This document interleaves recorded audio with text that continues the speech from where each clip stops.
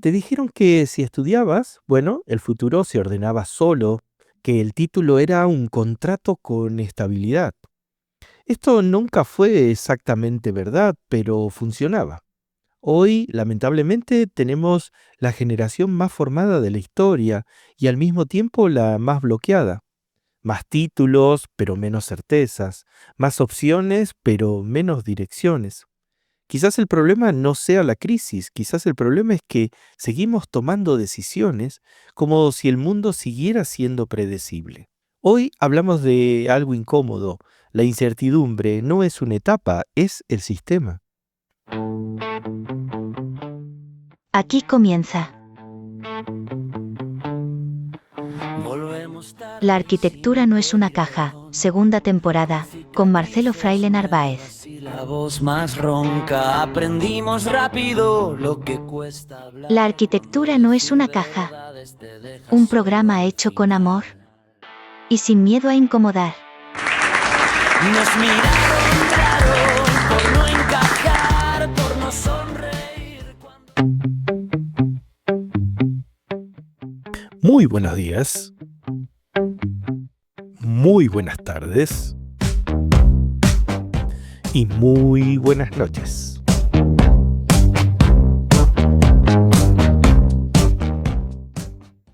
Cuando estaba en el instituto, en una asignatura, no me acuerdo cuál, creo que era literatura o por ahí, me dieron a leer un libro llamado Mi hijo el doctor.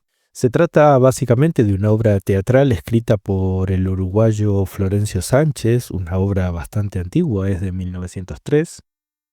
Y básicamente el libro habla de una familia muy, muy pobre, de una familia campesina de bajos recursos, que, bueno, ahorra, junta dinero para que su hijo pueda estudiar en la universidad y graduarse de médico. De ahí el título del libro.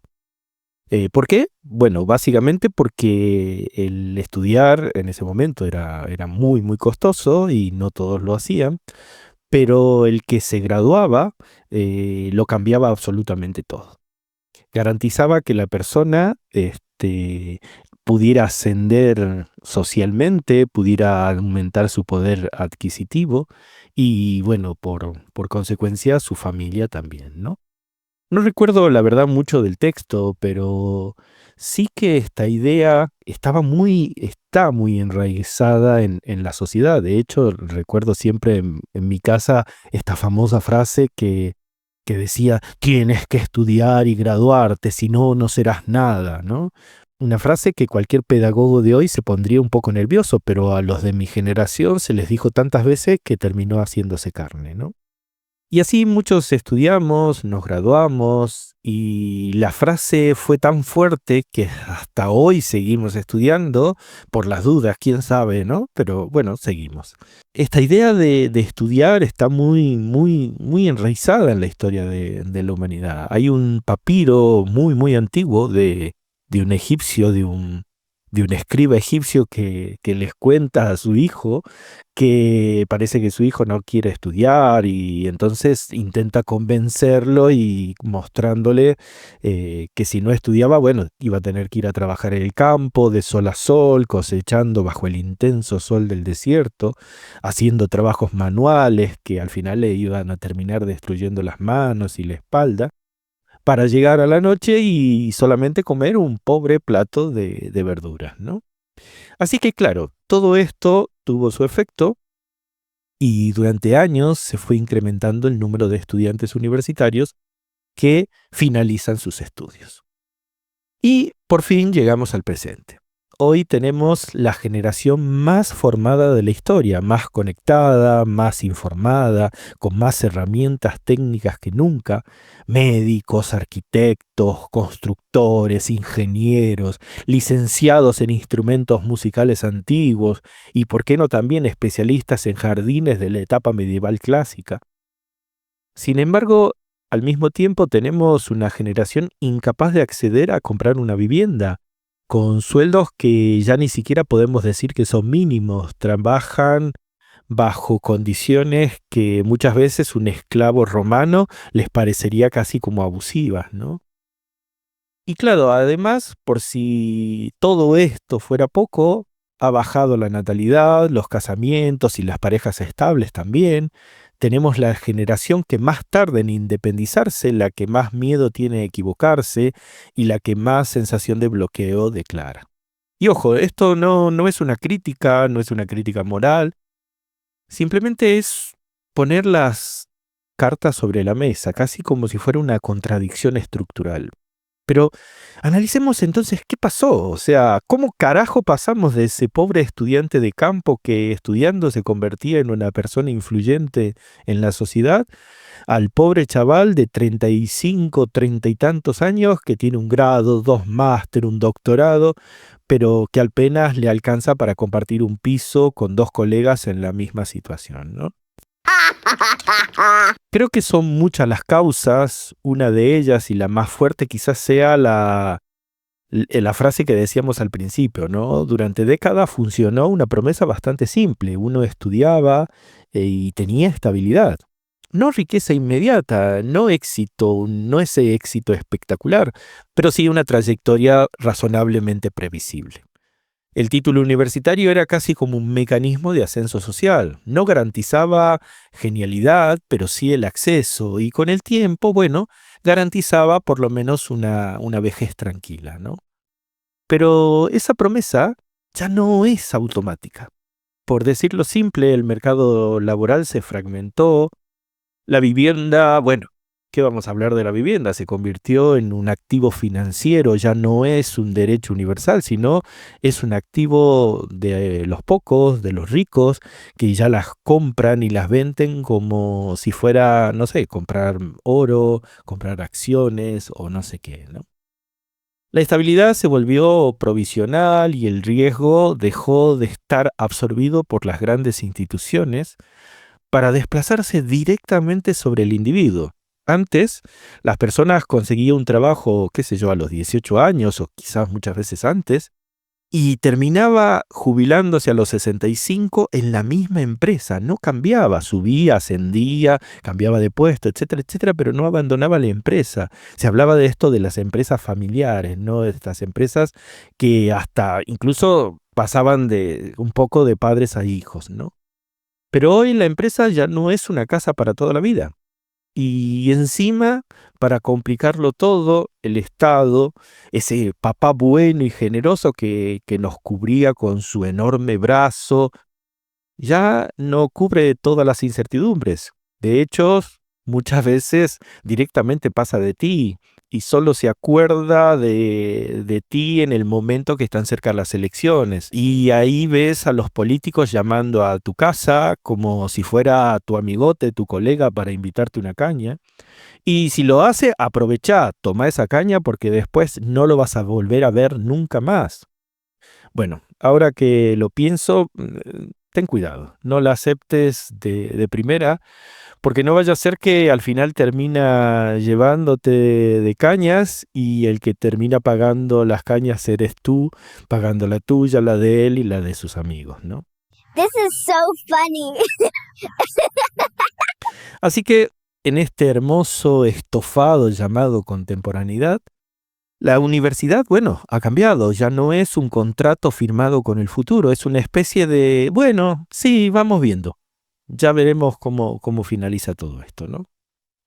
Lo loco, lo curioso es que frente a este enorme caos seguimos tomando decisiones como si ese mundo siguiera intacto, siguiera igual. El proceso sigue siendo lineal. Sales del instituto y como borregos en fila, así todos, se preparan para el EBAU o como quiera llamarse en tu país para poder acceder a la universidad, ¿no? Porque seamos honestos, seguimos estudiando esperando garantías, seguimos esperando que el talento se traduzca solo. Seguimos creyendo que el esfuerzo lineal producirá resultados lineales. Seguimos aplazando movimientos hasta que las cosas se estabilicen. Total, tengo 5, 6 o qué sé yo, 10 años dentro de la universidad y seguro cuando salga ya todo va a cambiar y vuelve a la normalidad y uno va a poder conseguir un trabajo, va a poder, no sé, adquirir el suficiente dinero para comprarse una vivienda, ¿no? Una propiedad. Pero como van las cosas, parecen que no se va a estabilizar nunca. No porque todo esté mal, bueno, tampoco está bien, pero el tema es que el sistema cambió de lógica. Es más volátil, más competitivo, es más abierto y terriblemente más brutal, todo al mismo tiempo. Ofrece muchísimas más posibilidades, pero también ofrece muchísimas menos protecciones. No me gusta esto, Homero. Claro, yo te digo todo esto y parece que te estoy diciendo, oye, no estudies más, deja todo donde estás y dedícate a otra cosa, ¿no? Y no, todo lo contrario. Lo que te estoy diciendo es que no hay certezas y estudiar una carrera universitaria no garantiza que tendrás una vida acomodada. De hecho, según estudios recientes, las formaciones profesionales, ese instalador, ese electricista, son básicamente las profesiones más exitosas económicamente hablando. Por poner solo un ejemplo, solamente intenta contratar un técnico de aire acondicionado en verano. Después me cuentas cuánto te sale el chiste, cuánto te cobró. Lo que intento decir es que el hecho de estudiar una carrera universitaria no va a resolver tus problemas futuros. O quizás sí, no lo sé. En este contexto, quedarse quieto parece prudente, pero muchas veces no es lo prudente, es simplemente congelación. No estamos ante una crisis de talento, estamos ante una crisis de lectura del entorno. Y quizás el problema no sea que el mundo sea un caos, quizás el problema es que seguimos esperando que alguien lo ordene por nosotros.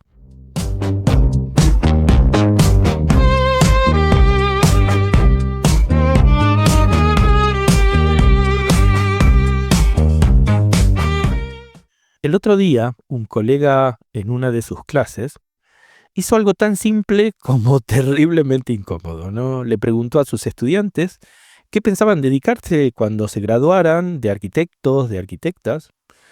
Y claro, después de un silencio extremadamente incómodo donde todos se miran y nadie quiere hablar, algunos empezaron a responder y salieron las respuestas esperables, ¿no? Montar un estudio, trabajar en un estudio mucho más grande, entrar en una constructora o quizás directamente en una inmobiliaria. Las respuestas estándar, las respuestas casi como heredadas, esas respuestas que son políticamente correctas, ¿no? Que uno espera en esta especie de acto teatral, ¿no? Pero lo curioso fue que había una mayoría que dijo que no lo había pensado, que no lo tenía claro. Después de todo, no eres más que otro ladrillo en la pared. Cuando me lo contaron, no me pareció curioso, me pareció terriblemente alarmante. Porque no estamos hablando de gente de 15 años, estamos hablando de personas que ya llevan al menos un par de años dentro de la disciplina, que ya han invertido tiempo, dinero fundamentalmente, energía. Ya hubo, no sé, noches sin dormir, hubo un montón de trabajo, que ya conocen el ecosistema profesional, qué sé yo, al menos en parte. Y aún así la pregunta básica, ¿qué vas a hacer con todo esto?, no estaba formulada. Es como si alguien a mitad del viaje, de un viaje largo, no supiera hacia dónde va. No porque dude del destino, sino porque nunca se cuestionó qué hacía metido dentro de ese avión y hacia dónde se iba dirigido ese avión, ¿no? Es inquietante, es preocupante. Es como si hubiera una desconexión entre qué carajo hago aquí escuchando a este tipo hablando de código de edificación, de estructura o de no sé qué, y lo que es verdaderamente el proyecto de mi vida. Esta idea de confiar, ¿no? Y creo que volvemos a lo mismo de antes. Durante años el sistema funcionó así. Tú estudias, el mercado en el futuro te va a absorber, el título ya te va a colocar, el camino aparecerá solo como si fuera por arte de magia, ¿no? This is magic. Porque al final todo podía limitarse en tú pones tu estudio, un cartel en la puerta, los clientes van a empezar a desfilar pidiéndote encargos, mientras tú estás dentro atendiendo el teléfono a grandes inversores que desea que les construyan esa mega super torre en Abu Dhabi, ¿no? Pero ese mecanismo ya no es automático.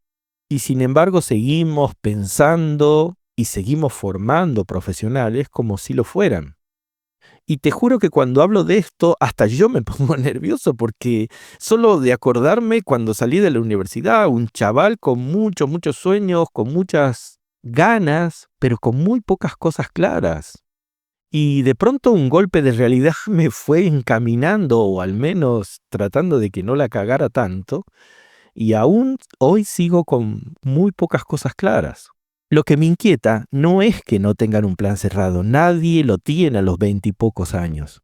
Lo que me inquieta, lo realmente inquietante, es que la pregunta ni siquiera forme parte del proceso formativo. Pasan años aprendiendo normativas, estructuras, instalaciones, programas, a representar con el lápiz. ¡Uy, qué lindo! Acuarelas. Pero nadie te obliga a pensar en el momento económico en el que vas a operar, nadie te pide que definas tu posición en el mercado, nadie te explica cómo se construye una trayectoria profesional más allá de ese imaginario del estudio propio o del gran despacho, que ojalá lo puedas conseguir, pero, a ver, no todos lo logran. La carrera enseña a proyectar edificios, pero rara vez enseña a proyectar una vida profesional. Y eso antes no era problemático, porque antes el ecosistema era más permeable, más absorbente, más previsible. Si eras medianamente competente, el sistema encontraba un lugar para ti seguro. No, quizás no fuera brillante, no fuera glamoroso, pero era absolutamente funcional. Hoy no lo sé. Hoy el mercado está fragmentado, saturado globalmente. Compites con estudios internacionales, con plataformas digitales, con promotores que optimizan costes casi como al milímetro. El margen es mínimo y la competencia es brutal. Y en ese contexto, salir sin estrategias no es ingenuidad romántica, es vulnerabilidad. Lo extraño es que sigamos actuando como si el entorno fuera el mismo de hace 30 o 40 años, como si bastara con colgar un cartel y esperar sentados en el estudio, como si el talento se tradujera solo directamente en un encargo, como si el título universitario de arquitecto siguiera siendo un contrato de que vas a ser exitoso y que vas a tener un trabajo futuro. Esto, entender no puedo. Y todo esto me pone nervioso, disculpen, pero sí, porque recuerdo perfectamente lo que les decía, salir de la universidad lleno de energía, con ideas, con ganas de cambiar el mundo, y al mismo tiempo sin entender del todo en qué tablero estaba jugando. La realidad no es cruel, es indiferente. Nadie está esperándote que tú salgas para ofrecerte un trabajo. Nadie necesita de tus sueños. Hay que aprender a negociar, a adaptarse, a equivocarse rápido y sin grandes consecuencias. Y sobre todo, a leer el contexto. Y esa parte, lamentablemente, no está en ningún plan de estudio.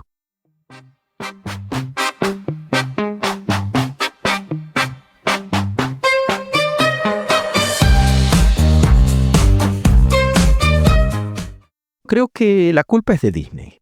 Creo que la culpa la tiene las películas de Disney y te voy a explicar un poquito mejor esto. Seguro que conoces el cuento de Caperucita Roja, pero ¿de qué va realmente ese cuento? No va de un lobito simpático, de una niña empoderada con capa roja. Tampoco va de una abuela rentista ni del leñador experto en cirugía abdominal, ¿no? Va del miedo. Básicamente, va del peligro, de equivocarse, de no escuchar advertencia y de las consecuencias. Va básicamente de que el mundo no es el lugar seguro y que salirte del camino, bueno, tiene su precio. Eran formas de explicar, eran moralejas incómodas, pero muy reales, ¿no? Durante siglos los cuentos funcionaron así, como dispositivos culturales para aprender a gestionar el miedo, las frustraciones, las pérdidas, el amor. No eran amables, los cuentos no eran dulces, no siempre tenían finales felices garantizados. A veces el resultado era como menos perturbador, pero de pronto llegó Disney y lo arregló absolutamente todo. Y nos hizo creer otra cosa. Aw, so cute. Disney eliminó la frustración. Impide el sufrimiento, borra el fracaso. Siempre hay finales felices, siempre hay redención. Y hasta la muerte de la madre de Bambi, bueno, queda oculta tras la nieve, ¿no? Siempre hay una segunda oportunidad para todos, en todo momento. Y eso obviamente va calando en la sociedad. Se infiltra en cómo entendemos la vida, cómo entendemos el trabajo, el esfuerzo, incluso la creatividad. Se instala una idea peligrosa, que nada cuenta, que todo es fácil, que si no sale a la primera, bueno, ya va a salir. Que el mundo es justo, que todos somos buenos y sobre todo que hay que creer en el sistema, porque eso lo garantiza todo. Y claro, la vida realmente no funciona así. La vida es bastante más compleja, bastante más incómoda y bastante menos de atardeceres de Instagram, ¿no? Esto se ve clarísimo con los youtubers, los creativos digitales, los arquitectos de éxito como, qué sé yo, Norman Foster, Zaha Hadid, Jan Nouvel y tantos otros, ¿no? Ves el resultado final, los Ferraris, las grandes mansiones con jacuzzi, y parece que todo fluye, que todo aparece mágicamente bien resuelto, que te gradúas, pones, qué sé yo, arquitecto o arquitecta en el perfil de Instagram y listo. Mañana te llama el jeque para que le construya su nuevo palacio de verano. Pero, lamentablemente, esto no es así. Comenzando porque no tienes ni puta idea de la profesión apenas egresado. Y terminando porque el mundo ha cambiado y está cambiando tanto que nadie sabe bien hacia dónde va. Porque hoy estudiar una carrera, poner un negocio o simplemente tener un empleo implica incertidumbre. No como metáfora, sino como dato estructural. No sabes qué va a pasar el año que viene, si el mercado cambiará, no sabes si el sector se saturará, no se sabe si la tecnología dejará obsoleta parte de tu trabajo, no sabes si podrás pagar el alquiler dentro de 5 años, pero lo peor es que no sabes si la empresa donde entras o estás trabajando existirá dentro de 10 meses. No me gusta esto, Homero. Esa incertidumbre siempre estuvo ahí. La diferencia es que antes estaba amortiguada por una estructura mucho más estable. Hoy está expuesta y no hay red de emergencia. Y sin embargo seguimos actuando como si lo hubiera. Seguimos creyendo que el sistema en el futuro, de alguna manera, cuando llegue el momento, terminará encajándonos en algún sitio. Que el mercado acabará reconociendo el mérito, que el título abrirá puertas, así que solo hay que pasar el mal trago, la estructura, el diseño, el sistema, que alguien en algún despacho decidirá que ahora sí, ya estamos listos para ofrecernos ese trabajo, ¿no? Seguimos confiando, pero hoy el mundo no está en 1903 como en el del libro Mi hijo el doctor, y ni siquiera de hace 20 años. Así que solo quedan 2 putos caminos. O asumes la incertidumbre, tomas las riendas de tu vida, te persignas como lo hacía Maradona antes de entrar a la cancha, y piensas en serio qué carajo vas a hacer con tu vida, te arriesgas en cuerpo y alma, pero el arriesgarse así con las entrañas, buscando construir lo que tú crees que es el camino correcto, y como diría un amigo, que se haga agua la chilata, es decir, confiar que por lo menos hiciste el esfuerzo. O quizás el otro camino sea elegir ese camino cómodo, ese camino del sistema, comprar el discurso del sistema protector, el que dice, confía, siempre se hizo así, todo encajará perfectamente en el futuro y solo hay que esperar. Es un bonito discurso que, como Disney, parece que solo sabe contar historias felices.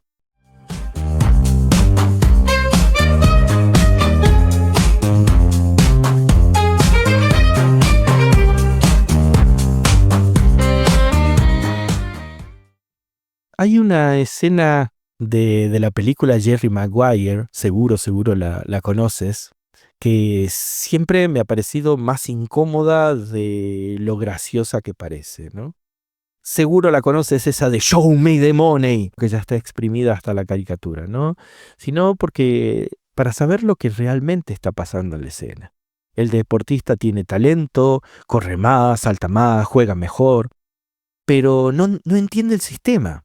necesita en su momento a Jerry Maguire, no para jugar al fútbol americano, sino para traducir sus valores al lenguaje que manda de verdad: el dinero, la visibilidad, el contrato, el mercado. El tipo tiene habilidades para jugar al fútbol americano, pero no para triunfar solo. Triunfa cuando alguien convierte su capacidad en una estructura económica, y eso curiosamente casi nunca se cuenta así. Si llevamos esa abstracción al campo de la arquitectura, el espejo es bastante cruel. En la universidad seguimos jugando a un teatro donde el dinero no existe, el presupuesto es infinito, el solar es mágico, el cliente nunca molesta y las decisiones parecen surgir de una especie de inspiración pura, casi mística. El estudiante diseña como si el futuro fuera una maqueta eterna, sin facturas, sin nóminas, sin impuestos, sin riesgo. El proyecto se convierte en un ejercicio de deseo, no de responsabilidad. Y ojo, no es que el deseo sea malo, es que está completamente desarmado. Si te equivocas, no pasa nada. Coges un nuevo papel, sacas tus lápiz de oro, tus acuarelas bonitas y comienzas un nuevo proyecto. A lo sumo, lo máximo que perdiste fue un poco de tiempo. Pero nadie salió dañado, nadie perdió dinero. Y claro, luego llega la vida real y el golpe es seco. De repente el arquitecto o el diseñador o el creador descubre que el dinero no es un detalle menor, sino es el verdadero motor de casi todas las decisiones. Que un error de cálculo no es una línea mal dibujada, sino una ruina económica. Que no se pueda terminar una obra. Que aceptar que un cargo mal pagado no es ganar experiencia, sino cavar un agujero de lo que después cuesta muchísimo salir. Que gestionar mal tiempos, equipos, recursos y expectativas no es un extra opcional, sino la base misma de la supervivencia profesional. Gracias, vuelvan pronto. Gracias, vuelvan pronto. Nadie te prepara para eso. Nadie te enseña a hacer ese Jerry Maguire de tu propio trabajo, ¿no? Lo más paradójico es que vivimos en una época obsesionada con el dinero. Todo el mundo quiere ser millonario, emprender, escalar, monetizar, vivir de lo que te gusta, vivir en una playa, mientras el dinero se produce solo. El discurso está en todas partes, pero sin embargo, cuando miras los sistemas educativos, desde la primaria hasta la universidad, el dinero parece que es un tabú y cuando se menciona se infantiliza a niveles estratosféricos. No se enseña a gestionarlos, no se enseña a entenderlo, no se enseña a pensar estratégicamente con él. Se habla de valores, de creatividad, de vocación, pero nunca de números reales, de riesgos reales, de consecuencias reales. El resultado es perverso: profesionales altamente formados desde el punto de vista técnico, pero económicamente analfabetos. Gente brillante diseñando su propia precariedad sin darse cuenta. Talentos extraordinarios que, como el futbolista de la película, tienen la habilidad, pero no el traductor. Y sin traductor, el sistema no perdona. Quizás ya va siendo tiempo, va siendo hora de asumir algo incómodo. El dinero no corrompe el proyecto, lo vuelve posible. No mata la creatividad, la obliga a ser inteligente y no debería aparecer al final, cuando ya es tarde, sino desde el inicio, como una materia más del proyecto. Porque te guste o no en el mundo real, nadie te va a decir confío en tu talento, si antes no sabes responder a la pregunta que manda desde hace décadas: muéstrame el dinero y explícame cómo lo vas a manejar.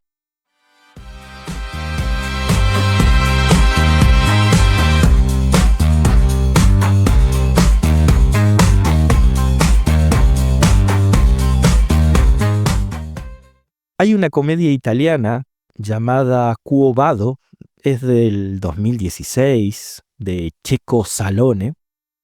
Es una comedia bastante absurda. Conceptualmente es una sátira sobre esta obsesión sobre el posto fisso, ¿no? El empleo público para toda la vida.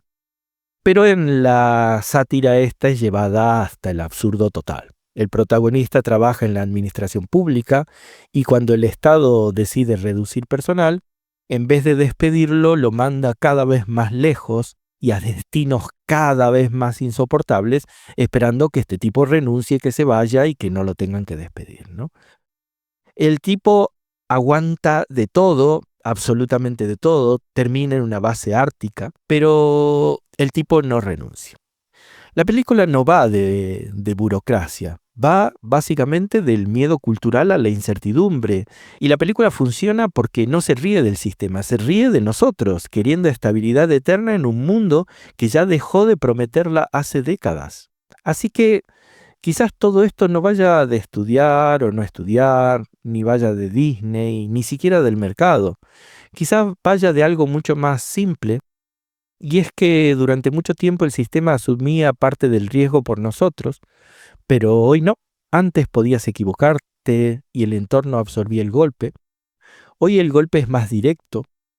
Antes el título ordenaba de algún modo las piezas en el tablero, pero hoy ese tablero cambia aunque tengas el título, está cambiando en todo momento, ¿no? Antes la trayectoria era más o menos legible, hoy es ambigua. Y sin embargo seguimos esperando que alguien nos coloque, seguimos confiando que el sistema sabrá qué hacer con nosotros cuando llegue el momento, seguimos pensando que si cumplimos los pasos el resultado llegará al fin, seguimos actuando como si hubiera una red de seguridad por debajo, pero la red ya no es automática. Eso no es dramático, es casi, podríamos decir, estructural. El problema no es que el mundo sea incierto, siempre lo fue. El problema es que ya no podemos delegar esa incertidumbre. Nadie va a ordenar tu trayecto por ti, nadie va a traducir tu talento por defecto, nadie va a diseñar tu estructura económica si tú no lo haces.